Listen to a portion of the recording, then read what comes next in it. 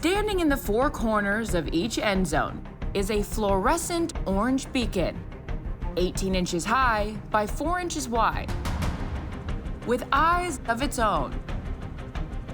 Versatile and beloved by all. It is a beacon that angling for the pylon, calls for the spectacular. Dives for the pylon. I've shot a lot of Super Bowls, a lot of football games, and to me, the most spectacular scoring play Mahomes lunging forward at the pylon. is the dive for the pylon. Diving for the pylon. Diving pylon. Touchdown. Oh yeah, diving for the pylon is definitely sexy. Mike Vick, he's trying to make the turn. I definitely grew up watching guys diving for the pylon. Leaping into the end zone. And I was doing it as a kid.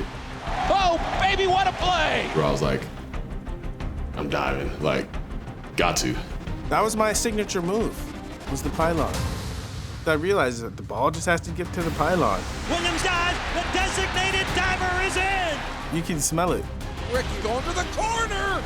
And it looks good, putting that ball on the pylon. Great effort by Ricky Williams. He goes aerodynamic. The wow plays are celebrated so much that, I mean, I'm having trouble with my kids trying to do the spectacular all the time. To the goal line, dives for the touchdown. How you gonna get on SportsCenter? You ain't getting SportsCenter going out on the one. We've seen iconic plays in the history of the game where guys reach that ball out. Fitz heading for the pylon. He is in. Touchdown, Cardinals. Do you believe it? It's always been there. We've seen thousands of great plays where you see the guy reach out and get the pylon, but you reach for the pylon, you fumble the ball into the end zone. The penalty is so severe that taking that chance, in a lot of people's minds, it's not worth it. Guys are so good, but what they have to understand is the risk, the downside is really bad. Because if that's a touchback, they don't get the ball right there at the 1, they get the ball back out there at the 20. We had a situation that took place my very first year as a head coach for the Rams in 2017. We were playing the Seahawks, and it hadn't come up often, and Gurley kind of reached out. Todd Gurley reaching for the pylon. No signal yet. Did he get in? I don't think so, right? No. Earl Thomas did a great job batting the ball, and it ended up resulting in a touchback. It was Earl Thomas who jarred the football loose. It is fumbled forward against the pylon. By rule, this is a touchback.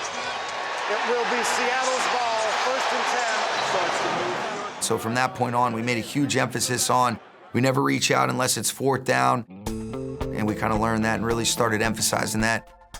We talk an awful lot about it, and we tell them not to be perfectly honest with you, unless it's a gotta-have-it situation. You know, it happened in the playoffs with the Browns and the Chiefs. Baker Mayfield, fire, and it's Higgins. He fumbles into the end zone and out of the end zone. Oh, my goodness. Kansas City gets the ball back.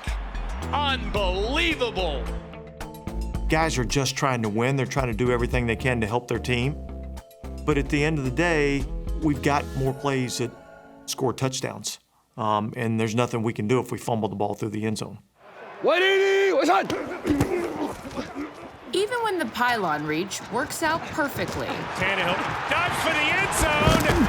Touchdown! Titan! Praise is not always universal. Yeah, we're not going to reach the ball at the goal line unless it's 4th down. He didn't even congratulate. He just goes. He was mad because I reached the ball. At least they know, the stuff that we're going to try to coach, and we're looking to coach the action and not necessarily the result. He goes, I'm going on Friday. The what not to do Friday tape. We used to have a rule 2 hands only, and we've practiced that. We've had pads out, put 2 hands on the pylon and all that. But what's happened is these other guys make plays doing it the other way, and when they do, what are you going to say? Don't do that. Mahomes does his best Superman impersonation. Oh my goodness. I don't think you can take that greatness out of a guy's hands. It got the pig against the orange, baby. That's a touchdown. It is the bane of coaches, but a beacon whose beckon Yeah, it's like glowing. can be irresistible. Coach can tell me to stop doing it, but I'm gonna keep doing it.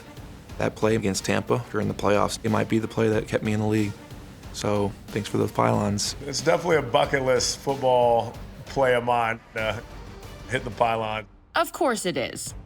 Because Diving for the pylon is definitely sexy.